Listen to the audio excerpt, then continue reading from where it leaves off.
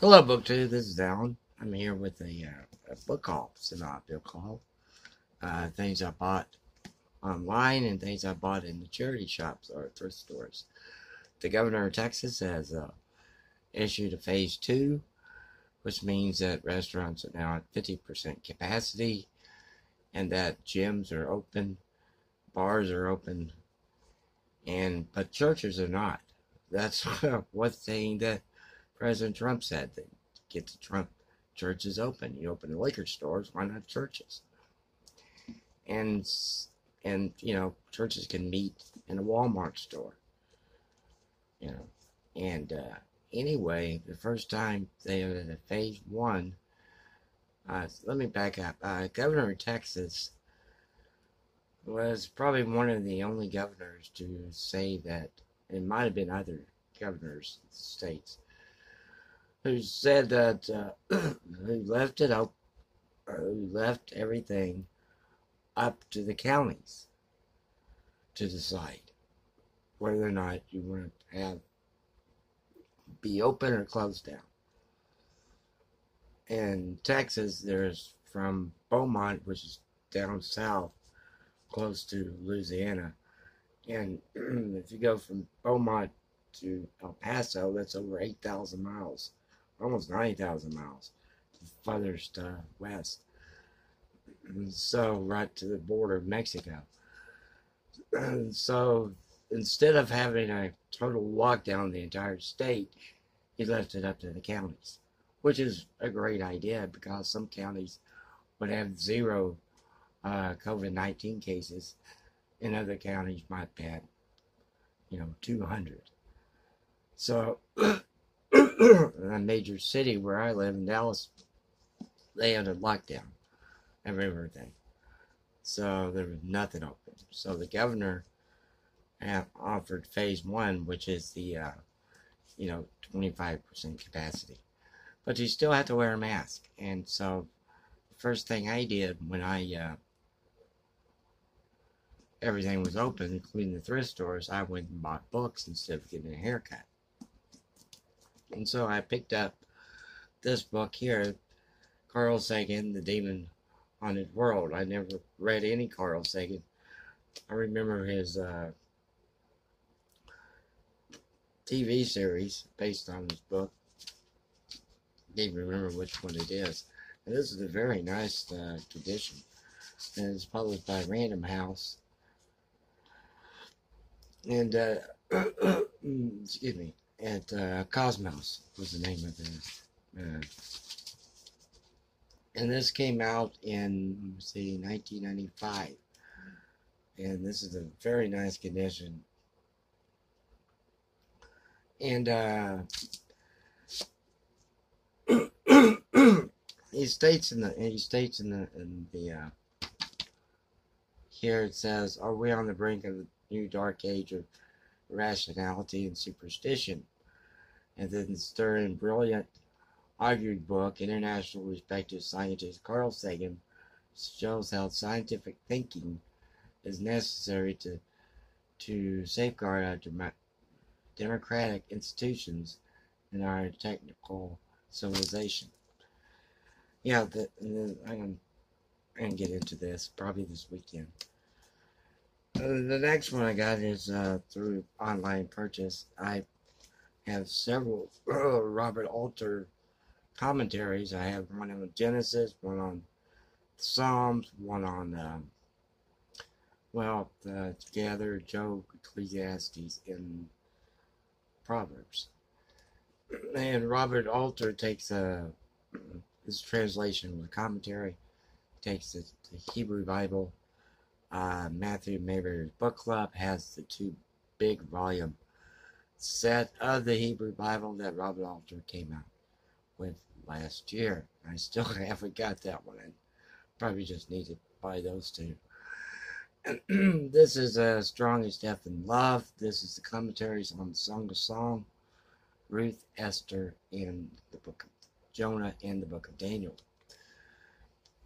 And so I'll be interested in reading one from here. I'll pick one, and yeah, that'd be great. The next thing I got is this pocket prayer book. This is for Orthodox Christians, and this is put out by containing the daily and occasional prayers together with the divine liturgy of Saint John Chrysostom, according to the use of the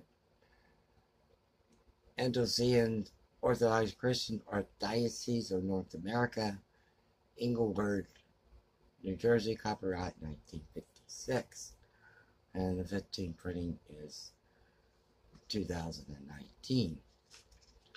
So I'll go through this and see how it works. I like to go into the Orthodox Christian tradition, and it's been around for a long time.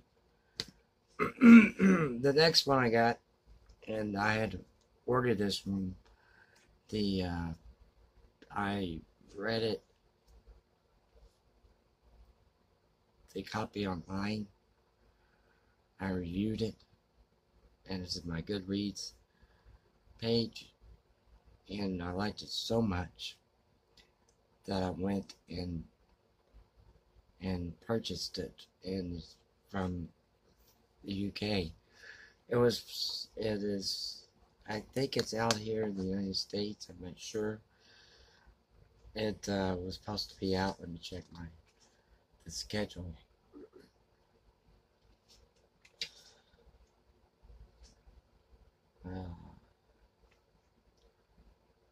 I use this to write down books that I'm reading or have to review about. Oh yeah, it's the 5th of May. Yeah, I don't know if it's out in the United States or not. I might be delayed. Not sure of that. But it was out in the UK. I was in Europe already. And because it has a lot of blurbs in the front from the Times of London, the Spectator, the Observer, the Times Literary Supplement, the New Statesman, and this is the Philosopher of the Heart, the Restless Life of Soren Kierkegaard. And this is by Claire Carlisle. And Claire Carlisle is the reader of philosophy and religion at Cambridge.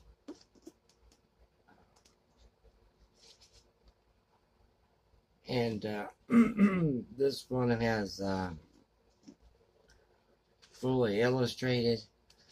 So you have Richard Copenhagen. And he does meet Hans Christian Andersen, by the way. And there was the King of Denmark at the time, Christian VIII.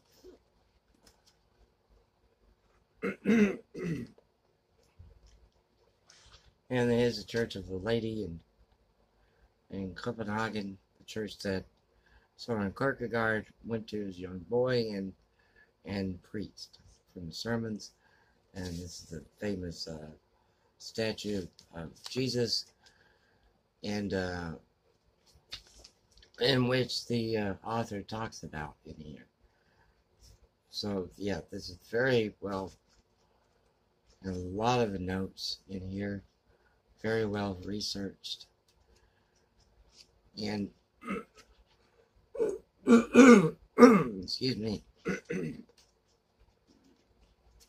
and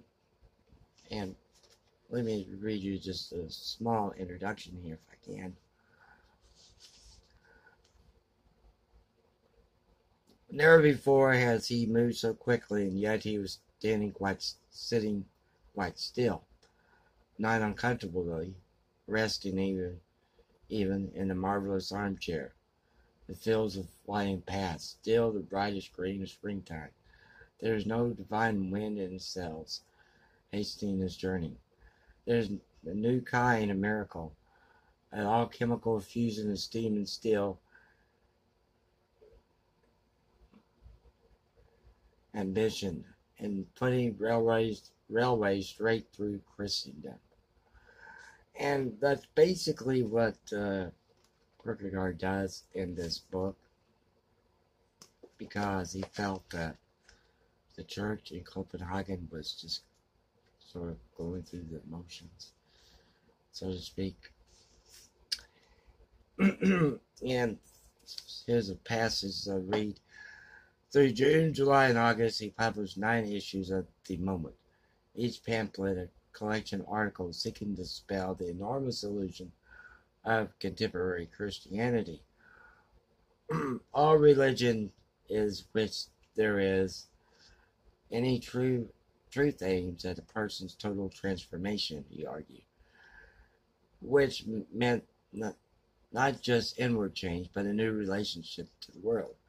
And that's what Kierkegaard was trying to come to grips with, was how to be a Christian in this world when you're not really in this world and just passing through. He argued with not just inward change, but new relation to the world, breaking with all attachments to family, possessions, and professional success.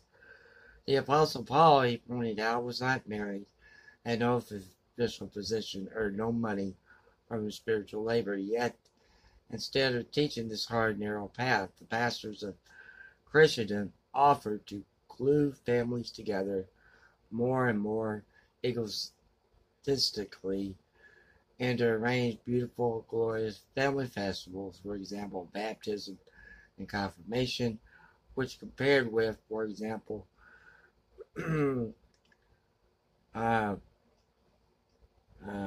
see, I lost the page. For example, picnics and other family delights have their own special charm, that they are also religious. And pastors are no more inclined than anyone else to follow the path of renunciation. One cannot live on nothing. One hears this so often, especially from pastors, and the pastors are the very ones who form this feat. Christianity does not exist at all, and yet they live on it. Kierkegaard called on his readers to stop going to church. He no longer went himself. He was often seen at private libraries on Sunday morning. He wasn't against Christianity, but he was against the way Christianity was being instructed and taught in churches.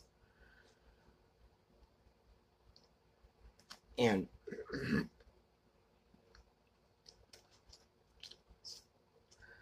it's just like you're going through the motions type of deal.